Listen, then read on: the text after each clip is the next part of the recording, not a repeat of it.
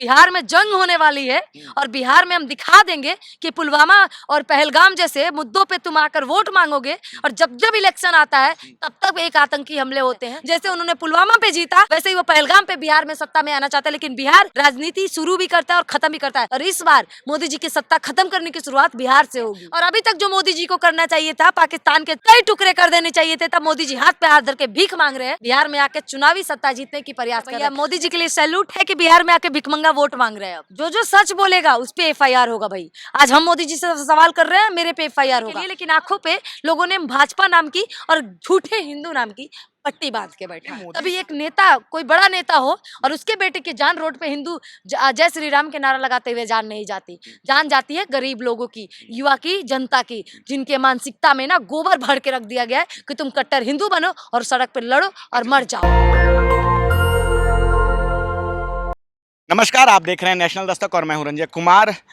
बिहार में चुनाव है, साल के आखिर में चुनाव होना है और लगातार तेजस्वी यादव जो है वो उप मुख्यमंत्री रह चुके हैं और आजकल वो क्राइम रिपोर्टिंग करते हैं अपने ट्विटर पेज पर। लगातार वो बिहार में हो रही क्राइम के ऊपर जो है वो खबरें करते हैं, बताते हैं कि किस प्रकार से बिहार में खबर हो रही है। लेकिन क्या यही क्राइम की खबरें उन्होंने तब की थी जब वो बिहार के उप मुख्यमंत्री थे? बहुत सारे सवाल हैं। बिहार में चुनाव होना है, इसको लेकर तमाम दल जो है वहाँ इस बार अपनी सत्ता स्थापित करने के लिए लगे हुए हैं और इसी मुद्दे पे बातचीत करने के लिए हमारे साथ हैं अंजलि ओम प्रकाश, जो कि बिहार से ही संबंध रखती हैं, सोशल एक्टिविस्ट हैं।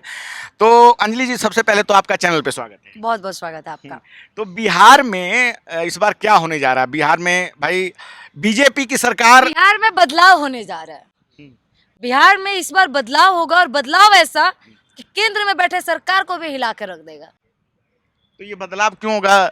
2005 के पहले क्या होता था ये तो आपको पता है कि नहीं? आपने नीतीश जी का वो वीडियो देखा है कि नहीं देखा? अगर 2005 के बाद भी अगर 2005 से ज्यादा क्राइम हो 2025 में तो फिर काहे का राज और काहे की सरकार? अब तो लगता है कि 2005 सही था, तो कम से कम दलितों को हमारे बराबर बैठने का तो अधिकार था। लालू जी ने ये तो किया। लालू जी ने कभी अपने जाति वाले के लिए कुछ नहीं किया। आप जो कहेंगे, उन्होंने हमेशा दलितों के लिए किया। आपने क्या कहा अभी कि बदलाव होगा बिहार में? बिहार में बदलाव इसलिए होगा क्योंकि बीपीएससी में आपने युवाओं के साथ खेलने की कोशिश की है। आपने बदलाव इसलिए होगा क्योंकि बीपीएससी में एक युवक की जान गई और आपने एग्जाम रद्द नहीं किया और आज भी कंटिन्यू गर्दनी बाग में लोग बैठे हुए हैं और अभी भी धरना कर रहे हैं। सीधा करें, या तो आप बीपीएससी का एग्जाम री एग्जाम करवाएंगे या तो हम सत्ता बदल देंगे। और युवा क्या कर सकता है ये आपको नहीं पता है। पूरा सत्ता और पूरी देश चलाई जाती है। युवाओं ने बहुत क्रांति की है। जयप्रकाश नारायण ने भी क्रांति की थी और देश में सत्ता बदल गई थी। राजनीति की शुरुआत की गई थी बिहार से और राजनीति की भाजपा की कहते हैं ना, राजनीति खत्म की जाएगी बिहार से, देख लीजिएगा। आपने लगता है वो पटना हाईकोर्ट ने जो एक कमेंट किया था कि ये जंगल राज है, तो क्या वही जंगल राज आप चाहती हैं? हम तो वो जंगल राज नहीं चाहते जहाँ पे एक नालंदा के अंदर एक औरत का मर्डर ऐसे किया जाता है कि उसके पैर में 6-6 कीले ठोक दी जाती है और उसके साथ दुष्कर्म करके फेंक दिए जाते हैं। एक नाबालिग छोटी सी 8 साल की बच्ची का 4 से 5 लोग गैंगरेप कर लेते हैं और अभी तक क्रिमिनल नहीं पकड़ा जाता है। एक 75 या 78 साल की महिला की, अभी हाल ही में 15 दिन पहले या 20 दिन पहले की घटना ही है, नालंदा की बात कर रहे हैं। एक 75 या 78 साल की महिला के साथ दुष्कर्म किया गया। तब आपके जंगल राज है। आप भाई, आपके हिसाब से बहुत बड़ी मंगल राज है। आप जैसी मीडिया बढ़ावा देते हैं ऐसे ऐसे जंगल राज्य को। हमारे लिए तो ये वैसा जंगल राज्य है जहां डबल इंजन की सरकार राज्य कर रहा है गुनाहों के ऊपर। हमारे लिए ये वो जंगल राज्य है जहां एक 6 साल मासूम, एकदम छोटे से बच्चे, मासूम बच्चे के मुंह में भाजपा के नेता ने गोली मार दी। वहाँ पे 4 यादव और 3 कुशवाहा मारे गए, लेकिन सम्राट चौधरी जो बोलते थे कि अगर किसी भी कुशवाहा को कुछ हो गया तो हम खून की नदियाँ बहा देंगे, तब सम्राट चौधरी ने अपने मुंह पे कालिख पोत के बैठे थे। क्यों? क्योंकि उन्हें समझ नहीं आ रही थी कि हमारे ही पार्टी के नेता ने ये मर्डर किया है, हम क्या करें, वो भी थोड़ी सी जगह के लिए। तब कहाँ थे आप? तो बिहार में तो नीतीश कुमार ने जो काम किया, जो अपनी उपलब्धियां बताते हैं, वो इन 20 सालों में जो काम हुआ है, जो परिवर्तन हुआ है, उसका श्रेय आप किसको देना चाहेंगे? मुझे नहीं दिख रहा है परिवर्तन। मुझे अब आप देखना ही नहीं चाहती हैं, ये तो कोई बात नहीं हुई कि पहले बिजली कितना मिलता था, पहले कितना सड़क था, पहले सिंचाई क्या था, वो सब आपको आंकड़े देखने पड़ेंगे कि नहीं? महंगाई क्या थी आपके हिसाब से? महंगाई क्या थी पहले अभी के हिसाब से? अभी एक प्राइवेट नौकरी कीजिएगा तो 8 से 10 हज़ार महीना मिलेगा आपको। पहले की बात हटा रहे हैं, दूध कितने केजी मिलते थे? 32 रुपए, अभी 64 रुपए। आप महंगाई की बात कर रहे हैं, पेट्रोल को कहाँ से कहाँ लेके चले गए, अभी कहाँ से कहाँ लेके चले गए। आप कह रहे हैं विकास, जाहिर सी बात है, एजुकेशन को बढ़ावा दीजिए, हर चीज बढ़ जाएगा। एजुकेशन की बढ़ावा दीजिए, हर एक चीज में बढ़ोतरी होगी। लेकिन नीतीश जी क्या कर रहे हैं? एजुकेशन को पीछे कर रहे हैं। आप एक महिलाओं के क्षेत्र में तो उन्होंने बहुत काम किया है, पंचायत से लेके, और जिस प्रकार से महिला महिलाओं शिक्षा को लेकर बढ़ावा देने नीतीश के जी लिए की मानसिक स्थिति क्या है ये आपको भी पता है। संसद में बैठ के नीतीश जी ने जिससे भाषण दिया था विधानसभा। महिलाओं को लेकर विधानसभा के अंदर, और कितना घिनौना बयान महिलाओं को लेकर दिया था, मैं इस चीज का कभी सपोर्ट नहीं। उन्होंने माफी भी मांग ली थी। क्या फायदा, आप मुख्यमंत्री हो, कितना वल्गर बातें करते हैं, इतनी महिलाओं को लेकर इतना घटिया सोच रखते हैं, और बाद में आप माफी मांगते हैं। ये तो वही वाला बात हो गया भैया, एक बलात्कारी आके बलात्कार करता है और बाद में बोलता है कि हमसे गलती हो गई। बलात्कारी की उनके उस बयान को आप इस तरह से तुलना करेंगे, ये सही नहीं है। आपने पूरी महिला समाज को शर्मिंदा कर दिया उस समय। तब आपने, भाई मुख्यमंत्री हमारा, सवाल हम नहीं करेंगे तो आप करेंगे। वोट हमने दिया, सवाल हम नहीं करेंगे तो आप करेंगे। बीपीएससी में लाठी हमने खाई, सवाल हम नहीं करेंगे तो आप करेंगे।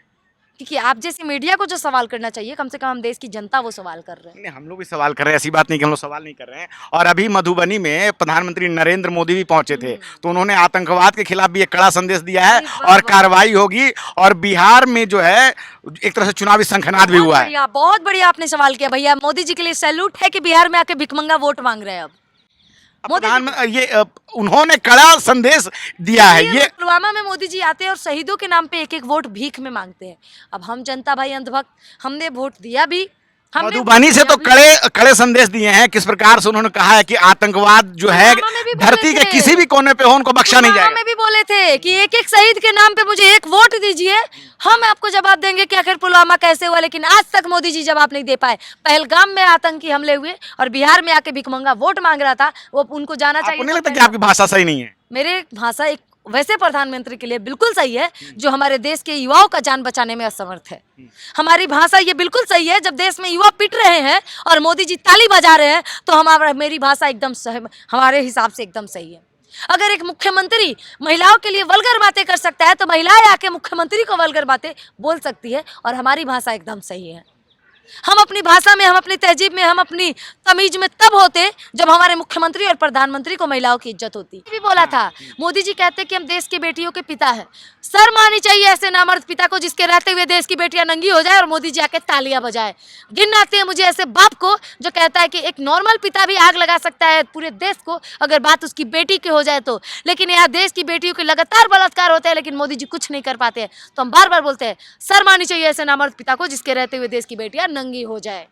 अच्छा, अभी आजकल बहुत सारे लोगों पे केस भी हो रहा है। जिस प्रकार से जो पहलगाम में घटना हुई है उसके बाद से जो बयान आ रहे हैं, नेहा सिंह राठौड़ हैं, डॉक्टर मेडूसा हैं, और 4 PM चैनल भी बंद किया है। इस बात का ध्यान है आपको? तो इस होगा जो सच बोलेगा उस पे FIR होगा। भाई आज हम मोदी जी से सवाल कर रहे हैं, मेरे पे FIR होगा।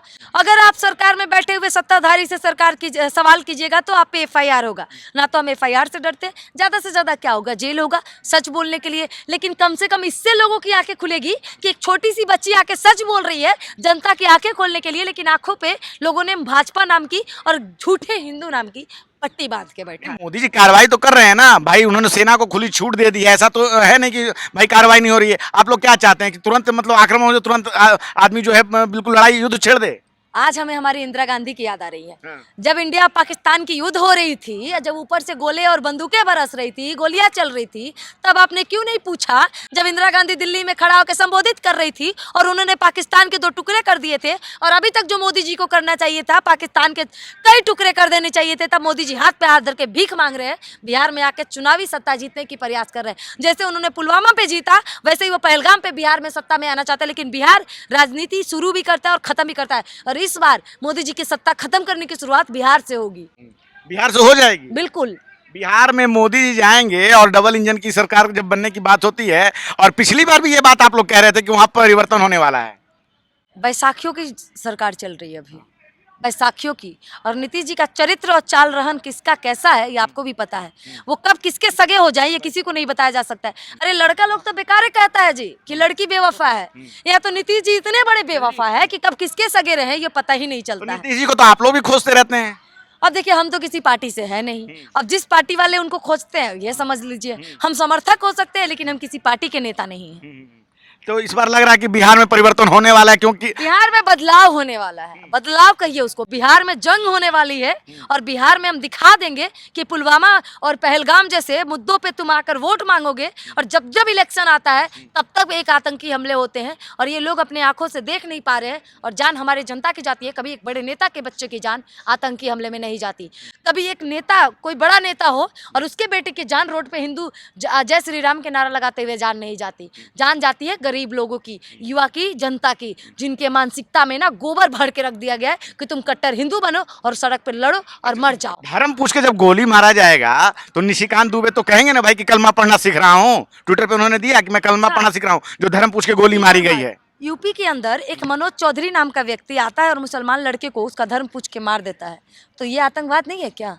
हाल ही फिलहाल की बात है, जब उस लड़के ने मारा भी गोली और बोला 2600 का बदला हम 2600 हिंदुस्तान के मुसलमानों से लेंगे, वो आतंकवाद नहीं है क्या? जब बोला कि अगर मैंने 26 के बदला 2600 को नहीं मारा तो मैं धरती माँ का पुत्र नहीं।